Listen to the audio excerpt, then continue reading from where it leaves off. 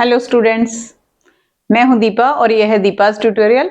आज की क्लास में हम क्लास 9th का एटम्स एंड मॉलिक्यूल्स का एक टॉपिक करेंगे, राइटिंग केमिकल फॉर्मूला। ठीक है, तो इससे पहले हम 3 वीडियो कर चुके हैं इस चैप्टर से रिलेटेड, जो कि है laws of chemical combination, Dalton's atomic theory और वैलेंसी। और उसको देखने के लिए आप इस आई लिंक पे क्लिक कर सकते हो और प्लेलिस्ट देख सकते हो। तो आज की क्लास में राइटिंग केमिकल फॉर्मूला लिखेंगे। तो केमिकल फॉर्मूले के लिए सबसे पहले जो चीज जानना जरूरी है वो क्या है? वैलेंसी। वैलेंसी के लिए हमने एक पूरी लास्ट वीडियो जो करी है, 3rd video part 3 atoms and molecules, वो की है। लेकिन फिर भी एक बार मैं दोबारा से आपको रिकॉल करने के लिए करा देती हूँ कि वैलेंसी जो होती है वो क्या होती है? Combining capacity of an atom. ठीक है, तो combining capacity of an atom को हम वैलेंसी कहते हैं।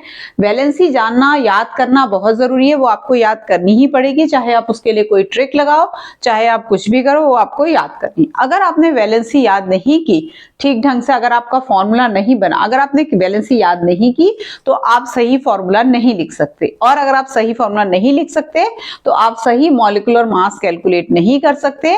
अगले साल बैलेंसिंग द इक्वेशन नहीं कर सकते, ठीक से गलत हो जाएगा वो। और आपको अगर नंबर ऑफ एटम्स निकालने हैं किसी मॉलिक्यूल्स में तो वो भी गलत हो जाएगा। तो इसलिए हमें वैलेंसी तो याद करनी है। ठीक है, तो वैलेंसी याद करने के लिए हमें क्या करना है, एक ट्रिक मैं आपको बताती हूँ। ये लास्ट वीडियो में भी मैंने बताई है, फिर भी मुझे बहुत यूजफुल लगती है तो मैं इसको बार बार करवाती हूँ और ये आपको नेक्स्ट चैप्टर में भी बहुत यूजफुल होगी। आपको फर्स्ट 20 एलिमेंट्स की valency, atomic number of electrons, number of protons और एटॉमिक मास आपको इससे सारा याद हो जाएगा। तो हम इसको बार बार यूज करेंगे। तो मैं इसको याद करने के लिए मैंने पहले भी बताया था, तो एच, एची, ली, बे, ब, क, न, ओ, फ, ने, ना, मग, अल, सिप्स, कल, आर, कक्का। ठीक है, आप 11th में अगर आपको पढ़ना है उसके आगे और पोम बना सकते हो। कक्का, सेक्टिव, करमन, फीको, नीकू, जन, गागे, अस्से, बरकर, बहुत इंटरेस्टिंग लगता है और याद हो जाता है सारा। ठीक है, इसमें आपने जिस ऑर्डर में किया है ना, एच यहां लिख के एच ई, और फिर उसके बाद ने पे खत्म करना है और ए आर पे खत्म करना है। ठीक है, ये जब आपने इसमें 8, मैंने एक लाइन में 8 लिए, फर्स्ट वाले में सिर्फ 2 है। ठीक है, जब आप इसको लिखना सीख जाओगे तो अब ये वैलेंसी कैसे होगी? फर्स्ट वाली लाइन में इन सब की हाइड्रोजन, लिथियम, सोडियम और पोटेशियम की वैलेंसी 1 है। बेरिलियम, मैग्नीशियम और कैल्शियम की वैलेंसी 2 है। बोरॉन और एल्यूमिनियम की 3, कार्बन और सिलिकॉन की 4, नाइट्रोजन और फास्फोरस की वापस 3। अभी डिक्रीज हो गया 1 2 3 4 3 2 1 0। ये 0 का मतलब क्या है? इनकी कोई कंबाइनिंग कैपेसिटी नहीं, मतलब ये करना ही नहीं चाहते, क्योंकि इनका ये अगले चैप्टर में पढ़ोगे कि इनका जो ऑक्टेट है वो फुल है। तो ये जो है, ये वैलेंसी इनकी, ये वाले जो है इधर आपके, ये इतने वाले तो आपके मेटल्स हैं। ठीक है, और ये आ गए बाकी आपके नॉन मेटल्स। पूरी पेरियोडिक, पूरे जितने भी एलिमेंट्स आपको 100 के ऊपर मिले हुए हैं उसमें जो है 22 नॉन मेटल्स हैं और बाकी सारे मेटल्स हैं। ठीक है, ये हाइड्रोजन यहाँ पर एक अकेला नॉन मेटल है जो इनके साथ रखा गया है। ठीक है, तो ये 20 एलिमेंट्स की वैलेंसी तो आपको यहीं से पता चल जा रही है। ठीक है, अब आपको मान लो आपको सल्फेट की वैलेंसी याद नहीं आ रही, तो आपको एसिड तो याद है ना, H2SO4। तो ये SO4 की वैलेंसी ये 2 है। क्यों? क्योंकि H की वैलेंसी 1 है तो इसके इधर लगी है। तो पहले हम फॉर्मूला लिखना सीखेंगे, फिर इस ट्रिक को यूज करना सीखेंगे। ठीक है, तो वैलेंसी जो है वो कंबाइनिंग कैपेसिटी है किसी भी एटम की। तो वो कितने एटम्स के साथ कंबाइन होगा ये सब उसकी वैलेंसी पे डिपेंड करता है। ठीक है, तो वैलेंसी और चार्ज जो है वो हमारा किसी भी केमिकल फॉर्मूले को लिखते समय जो फर्स्ट रूल है वो क्या है? Valency and charge must be satisfied. ठीक है, valency and charge must be satisfied, मतलब जैसे हमारा कंपाउंड बन रहा है एक मेटल का, एक नॉन मेटल का, तो अगर हमारा Na बन रहा है, Na की वैलेंसी 1 Cl और 1 Na, देखो 1 और 1, तो इसलिए NaCl बनता है। लेकिन Mg के साथ क्या बनेगा? 2 Cl, क्योंकि Mg की वैलेंसी 2 है और इसकी 1 है, तो ये Mg को 2 चाहिए, तो एक ही Cl आएगा तो 2 आएंगे, मतलब 2 Cl आ जाएंगे, इसके साथ MgCl2 बनेगा। ठीक है, अगर मैं Mg को O के साथ बनाना चाहूं तो इसकी भी 2 है और ये O की भी 2 है। ठीक है, तो MgO बनता है, तो इस तरह से। ठीक है, तो तो पहला रूल जो है हमारा फॉर्मूला लिखते समय वो ये है कि valency and charge must be satisfied, ठीक है। दूसरा जो हमारा रूल है वो है कि हमको मेटल को लेफ्ट साइड में लिखना है। ये देखो मैंने मेटल को लेफ्ट साइड में लिखा है। मेटल क्या है, ये मैंने आपसे बोला था इतने में तो ये है, इसके अलावा आयरन, कॉपर, कोबाल्ट, निकल बहुत सारे हैं, ठीक है। तो वो सब आपके इधर होने चाहिए, मतलब लेफ्ट साइड में फॉर्मूला लिखते समय, ठीक है। और जो नॉन मेटल है वो कहां होना चाहिए, राइट साइड में। तो कैटायन और एनायन, कैटायन और एनायन, ठीक है। ये आयंस मिलकर के कंपाउंड बना रहे हैं। आयंस क्या होते हैं, चार्ज स्पीशीज होते हैं, उनमें पॉजिटिव या नेगेटिव चार्ज होता है। वो दो तरह के होते हैं आयंस, एक होते हैं कैटायंस, एक होते हैं एनायंस। तो कैटायंस कटा हुआ आयन यानी कि पॉजिटिव, और एनायन मतलब नेगेटिव, जिनमें नेगेटिव चार्ज होगा वो एनायन होगा। तो नॉन मेटल्स क्या होते हैं, एनायन होते हैं, और मेटल्स क्या होते हैं, कैटायन होते हैं। तो कैटायन या मेटल्स जो होंगे वो पहले आएंगे। अब जैसे हाइड्रोजन जब कैटायन की तरह बिहेव कर रहा है तो वो पहले आएगा, और हाइड्रोजन कभी कभी बाद में भी आता है जब वो नेगेटिव आयन की तरह बिहेव करता है, ठीक है। और तीसरा जो हमारा रूल है पॉलीएटॉमिक आयन के बारे में है। तो पॉलीएटॉमिक आयन जैसे है OH, ठीक है। OH की वैलेंसी एक, चार्ज एक होता है, 1 नेगेटिव, एनायन है ये। तो अगर ये NaOH के साथ, Na के साथ आएगा तो OH बनेगा क्योंकि ये पॉजिटिव और ये नेगेटिव है। लेकिन अगर ये Mg के साथ आएगा तो OH में ट्वाइस, ठीक है। इसका मतलब है कि जो थर्ड रूल है वो पॉलीएटॉमिक आयन के बारे में है। वो ये कह रहा है कि अगर हमारा पॉलीएटॉमिक आयन कंपाउंड में एक ही है तो उसको हम ऐसे ही लिखेंगे, और अगर वो दो या दो से ज्यादा है तो हमें उसको ब्रैकेट लिख करके ये लिखना पड़ेगा, जैसे Al2SO4 का थ्राइस। अभी समझते हैं इसको। फिलहाल के लिए आप ये समझो कि पॉलीएटॉमिक आयन अगर एक से ज्यादा है तो हमें उसमें ब्रैकेट में रखना होगा। ये आ गया। अब पॉलीएटॉमिक आयन कैसे होते हैं, कैसे पहचाने हम, ये देखो Cl जो है इसमें दो लेटर्स हैं तो दूसरा लेटर छोटा है, ठीक है। O जो है उसमें एक ही है और ये एक कैपिटल है, ठीक है। ये सब मोनो एटॉमिक है, 2 नेगेटिव या 1 नेगेटिव, ठीक है।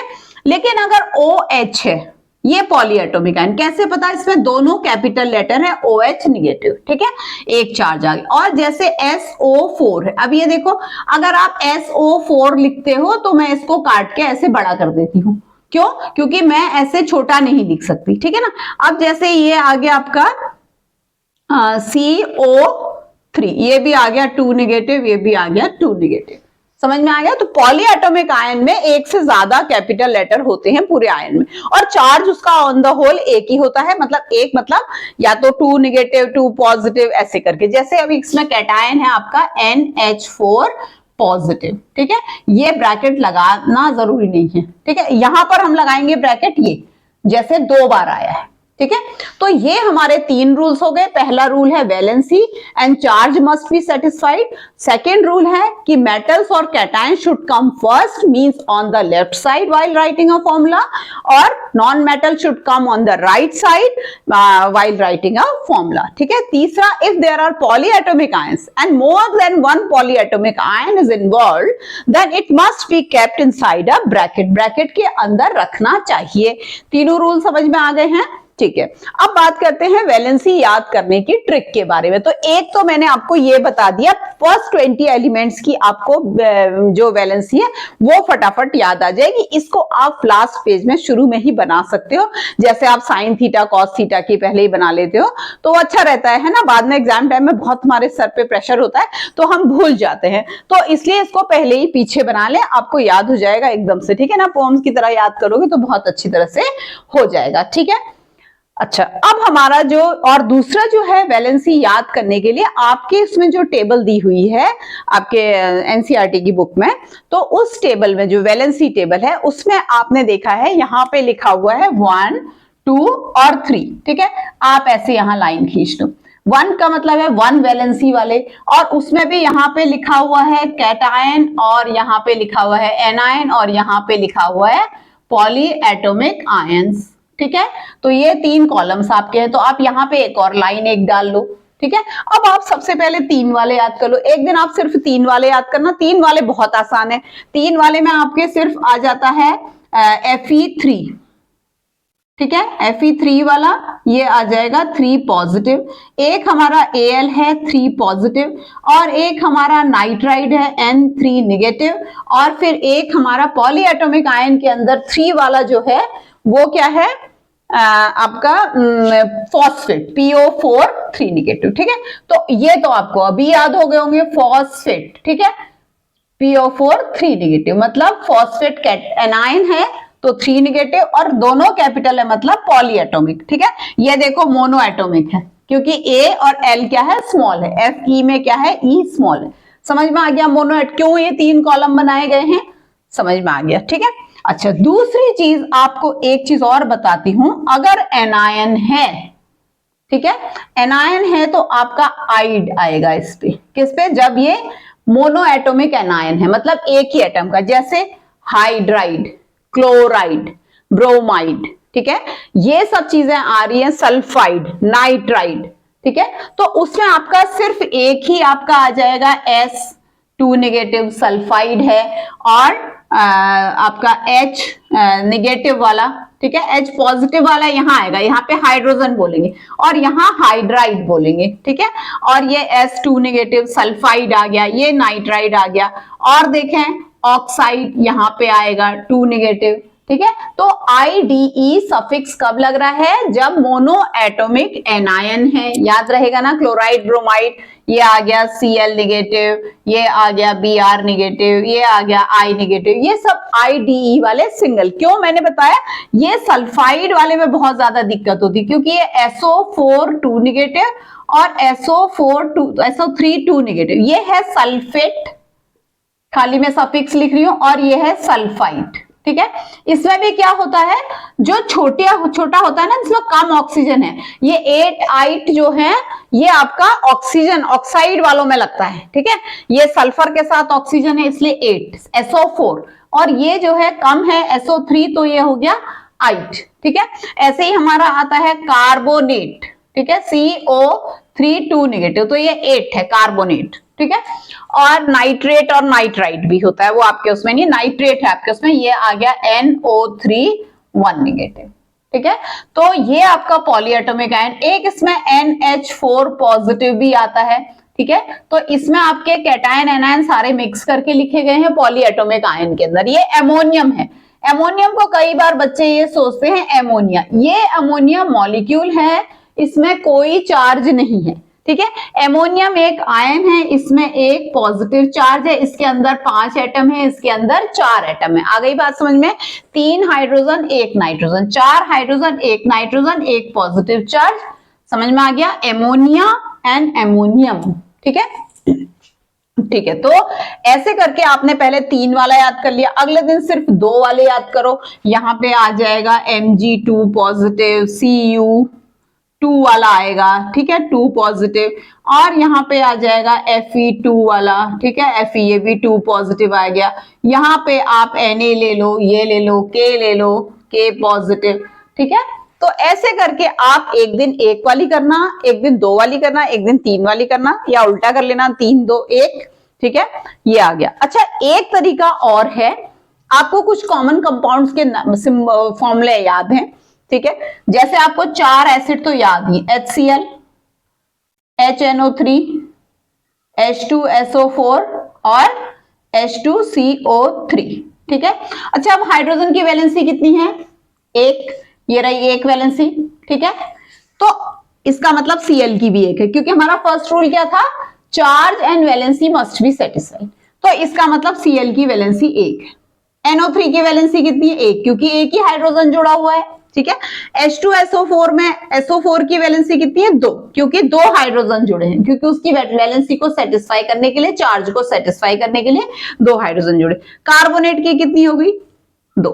आपको एक H3PO4 है, तो ये इसकी कितनी हो गई, 3 हो गई। ठीक है, अच्छा MgCl2 है, पहले आपने HCl करा, अच्छा HCl एक हाइड्रोजन जुड़ा है तो Cl की वैलेंसी 1 है, और MgCl2 बनेगा, है ना, क्योंकि ECl की वैलेंसी 1 है और इसका मतलब Mg को 2 क्लोरीन जुड़े हैं, इसका मतलब Mg की वैलेंसी 2 है।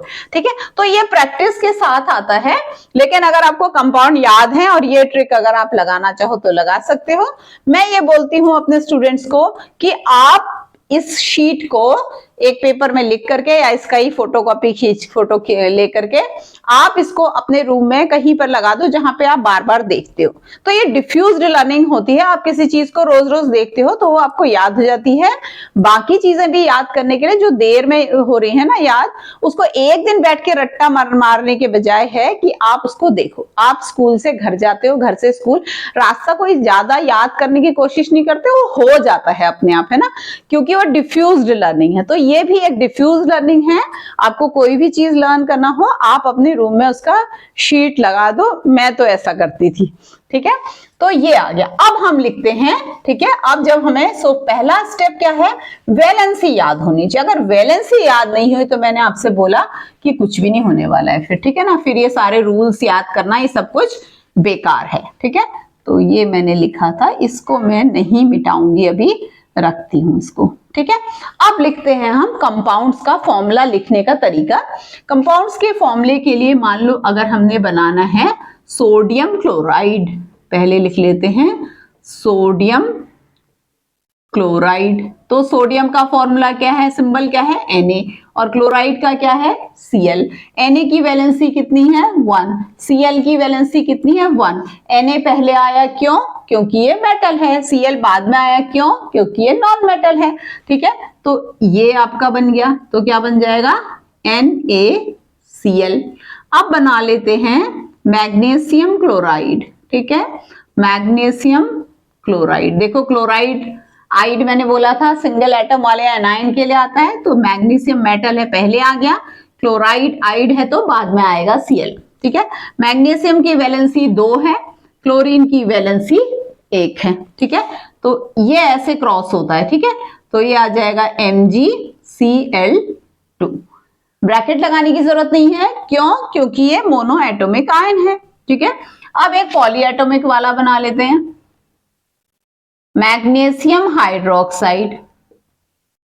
ठीक है, मैग्नीशियम हाइड्रोक्साइड, मैग्नीशियम है Mg, हाइड्रोक्साइड है OH। मैग्नीशियम की वैलेंसी 2 और हाइड्रोक्साइड की 1, तो ये लगाया। मैग्नीशियम मेटल है तो पहले आ गया, Mg कैटायन है, ये आ गया OH, तो Mg की तो OH की तो 1 है, तो यहाँ 1 तो लिखने की जरूरत नहीं होती 1। ठीक है, और यहाँ पे OH में मैंने ब्रैकेट लगाया। क्यों लगाया, मैंने यहाँ तो नहीं लगाया था ब्रैकेट, क्योंकि Cl जो था वो मोनोएटॉमिक आयन था और OH क्या है पॉलीएटॉमिक आयन है, तो यहाँ पे ब्रैकेट लगाना है MgOH ट्वाइस। ठीक है, इसको हम बोलेंगे मैग्नीशियम हाइड्रोक्साइड। ठीक है, अच्छा अब इनमें गिनते हैं कितने कितने एटम्स हैं, क्योंकि हम एक बार मिटा देंगे तो फिर दोबारा लिखना पड़ेगा। तो इसमें नंबर ऑफ एटम्स आप बताओ, नंबर ऑफ एटम्स 1 + 1 = 2। यहां पे बताओ नंबर ऑफ एटम्स कितने हैं, 1 है मैग्नीशियम का और 2 है क्लोरीन के। ठीक है, तो ये आ गए 3। ठीक है, आपको पता है मैग्नीशियम कैल्शियम और पोटेशियम बोलते हैं। ठीक है, हम सालों से बोलते आ रहे हैं कैल्शियम मैग्नीशियम पोटेशियम, तो रॉन्ग प्रोनाउंसिएशन है, आपको कैल्शियम मैग्नीशियम और पोटेशियम ऐसे बोलना चाहिए।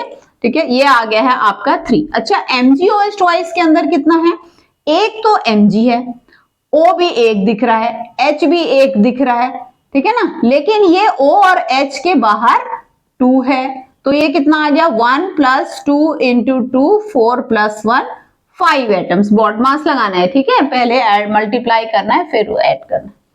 समझ में आ गया, इसके अंदर कितने हैं 5 एटम्स हैं। ठीक है, 2-4 और लिख लेते हैं ऐसे सिंपल सिंपल कंपाउंड्स के, और फिर उसके बाद उल्टा भी कर लेंगे। मतलब आपको फॉर्मूला दिया है तो आपको एलिमेंट्स बताने हैं उसमें। ठीक है, तो एक बना लेते हैं एल्यूमिनियम कार्बोनेट।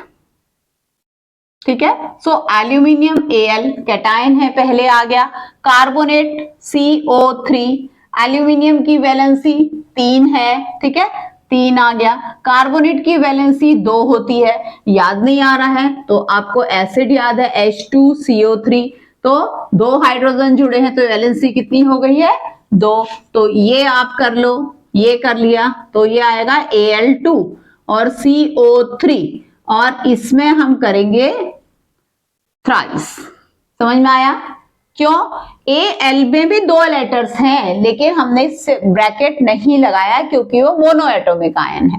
ठीक है, CO3 के 3 होने चाहिए थे, 3 वैलेंसी यहाँ पे है एल्यूमिनियम की, तो उसको सेटिस्फाई करने के लिए 3 कार्बोनेट आएंगे और 2 एल्यूमिनियम जुड़ेंगे, तो यहाँ पे हम 3 लिख लेंगे। अब नंबर ऑफ एटम्स देखते हैं कितने हैं, इसमें काफी सारे एटम्स है, तो नंबर ऑफ एटम्स 2 तो आ गए एल्यूमिनियम के, प्लस 1 आ गया कार्बन का एंड 3 आ गए ऑक्सीजन के इनटू 3 ये।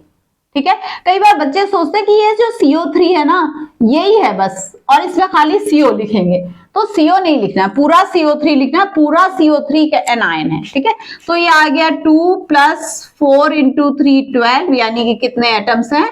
14 एटम्स। ठीक है ना। एक सल्फेट बना लेते हैं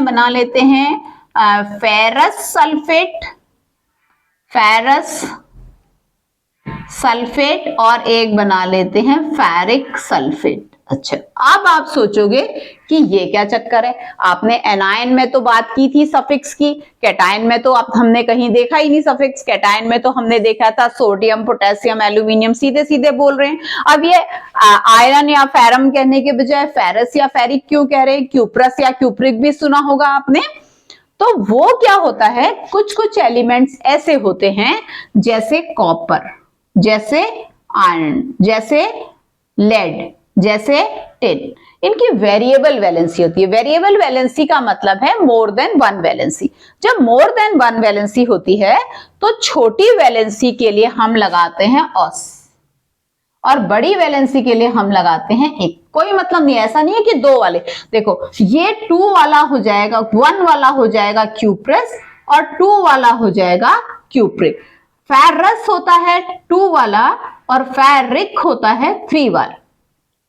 प्लम्बस होता है 2 वाला और प्लम्बिक होता है 4 वाला। स्टेनस होता है 2 वाला और स्टेनिक होता है 4 वाला। ठीक है, आयरन की वैलेंसी 2 होती है, ये फेरस है, और जब 3 होती है तो फेरिक है।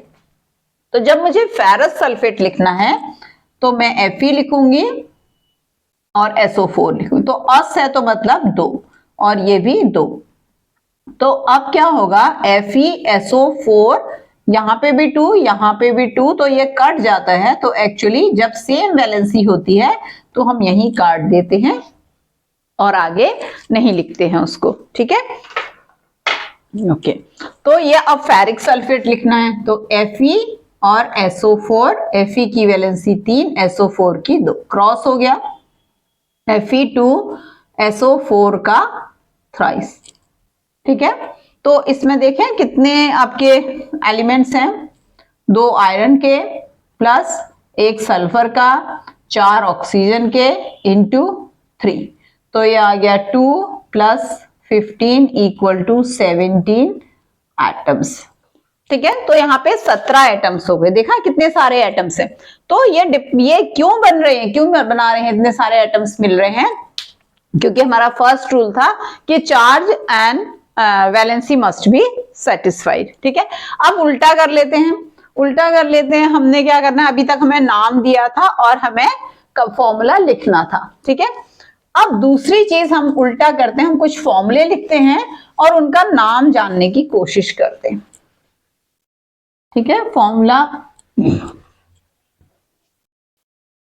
लिख लेते हैं, जैसे CaCO3, इसको 2 पार्ट्स में स्प्लिट कर देंगे। Ca मेटल है, क्या है? कैल्शियम, और ये क्या है? कार्बोनेट। ठीक है, कैल्शियम कार्बोनेट। अब एक बना लेते हैं हम MgBr2, मैग्नीशियम ब्रोमाइड। ठीक है, यहां एनाइन। अच्छा, एक बना लेते हैं हम NaH और एक हम लिख लेते हैं HNO3। तो NaH में हाइड्रोजन बाद में आया है ना मेटल के साथ, तो इसमें क्या लग जाएगा? सोडियम, मेटल का नाम तो ऐसे ही आता है ना, और ये आ जाएगा हाइड्राइड। ठीक है, और ये HNO3 क्या आ जाएगा, हाइड्रोजन नाइट्रेट। ठीक है, तो यहाँ पे हाइड्रोजन आया, यहाँ पे हाइड्राइड आया। अब तो आप समझ गए होगे ना, क्योंकि यहाँ पे ये बाद में आ रहा है एनाइन की तरह और यहाँ पे पहले आ रहा है कैटाइन की तरह। इस हाइड्रोजन नाइट्रेट को ना बेटा नाइट्रिक एसिड भी बोलते हैं। ठीक है, अच्छा, तो अब हमने सारे फॉर्मूले लिखने सीखे और फॉर्मूले से कंपाउंड का नाम जानना सीखा। इसका मतलब क्या इन्फरेंस निकला कि हमारा जो फॉर्मूला है वो हमें क्या क्या इंफॉर्मेशन देता है। तो नंबर 1 इंफॉर्मेशन है टाइप ऑफ एटम्स, सोडियम है, पोटेशियम है, ये सब आ जाए। दूसरी चीज है नंबर ऑफ एटम्स। ठीक है, और नंबर तीसरी चीज है वैलेंसी के बारे में भी ये बता देता है हमें। जैसे हमने कहा था H2SO4, तो ये हम इनडायरेक्टली निकाल रहे हैं ना, तो वैलेंसी एंड चार्ज के बारे में भी इंफॉर्मेशन दे रहा है। ये 3 इंफॉर्मेशन हमें ये दे रहा है। ठीक है, वीडियो में एटॉमिक मास के बारे में डिस्कस करेंगे। एटॉमिक मास, मॉलिक्यूलर मास, उसके लिए क्या आना चाहिए, फॉर्मूला लिखना। अगर आपने फॉर्मूला गलत लिखा तो वो गलत हो जाएगा। ठीक है, अगर आपको पसंद आया है तो लाइक कीजिए, शेयर कीजिए, सब्सक्राइब कीजिए। मैं हूं दीपा और ये है Deepa's tutorial. Thank you very much.